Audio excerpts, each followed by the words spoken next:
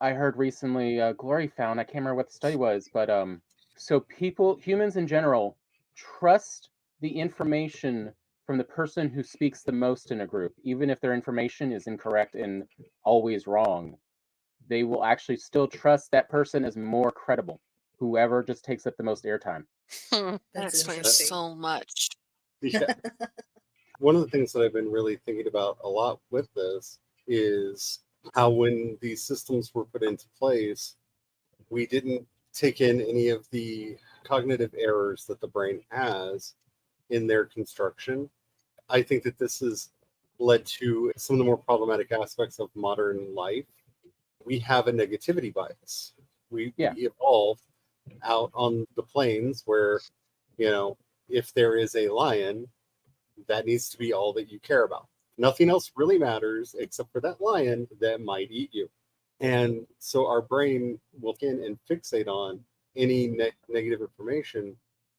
Somewhere in a set, it's a 5 to 9 to 1 ratio of Yeah, positive to negative. yeah. And at its best, it can take people that you respect giving you at least two compliments to every one criticism for you to accept that any of the compliments have happened. That way, people Yeah. advocate for the sandwich method of critique. Yes. 2 compliments Yes. with a critique in the middle. Yeah, because it's not a personal thing. This is how your brain works. Your brain is designed to go, oh, is that a lion? And so any Also, negative information gets weighted much heavier in your processing. Also, it prioritizes the first and last information it hears far more than the middle. This is actually something I learned in my Alzheimer's research, because one of the suggestions they have is if you have something you want the person with Alzheimer's to do, but they're not willing to, but you still want to give them choices and whatnot, you give them two options, but the last one is the option that you want them to choose because they're more likely to go with that one than the other option. It was a So very interesting. they'll start to forget the first 2, Mm-hmm. right? Yeah. Yeah. Well, not We just that, but also it's like stronger in your memory. Mhm. It's more present than the other. So I guess yeah, I was basically saying the same thing, just a different way. This is why, like, when people like me start going railing about what Facebook did, they really harmed a lot of people when they went and tested just making people angry for engagement because Yeah. they flooded all of those feeds with nothing but negative information.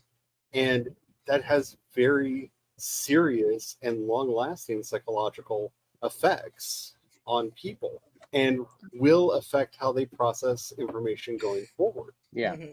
Because if you hear a lie that gets your emotions up, makes you angry, stressed, or what have you, you'll have to hear the truth 10 times or more just to have it register. Yeah, there's also that whatever is the first version you hear, you then judge everything else against it. Yes. That is why it used to be in politics, you needed to be the first person to tell your version of the story, even if it wasn't a very good version, because it was still far more effective than the next version. That's why you wanted to get out in front of the scandal. Because as long as your version of what happened is the first one that gets out there, it's the one that's most likely to be remembered and believed. We have gone to this really horrible model because things like that, when a major event happens, it's going to be months, if not years, before we know everything that happened, right? Hmm. Yeah. Because they're going to have to go through all of the paperwork, all of the this, all of the that. There's going to be so much that it's going to be really hard to weed through and find out what's what.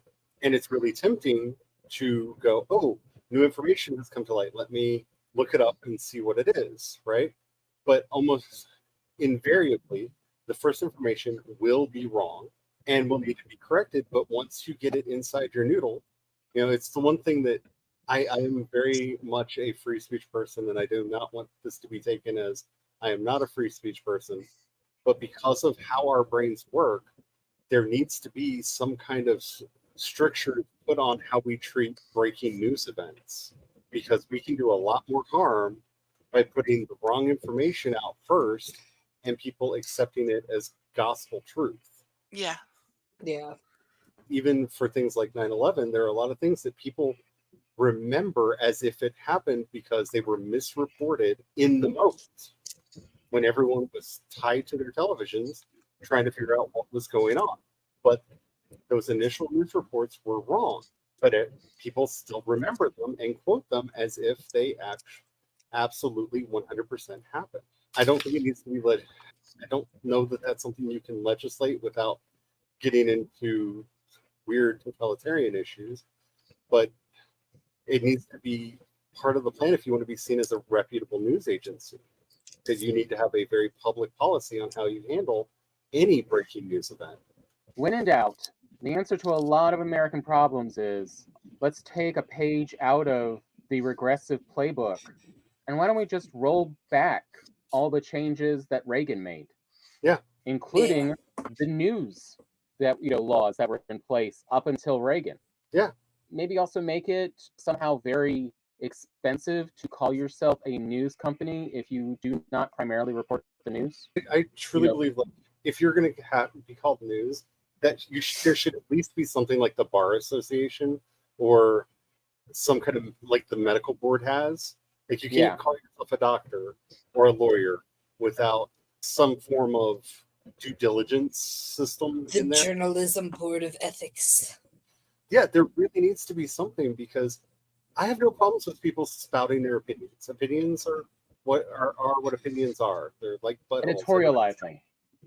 Right. You want to do an editorial, do an editorial. But when you're calling everything you're making up news, that's dangerous and harmful to society. Mm-hmm. And these are some problems that come around with all new technologies, by the way. This isn't an internet problem. This is a new technology problem.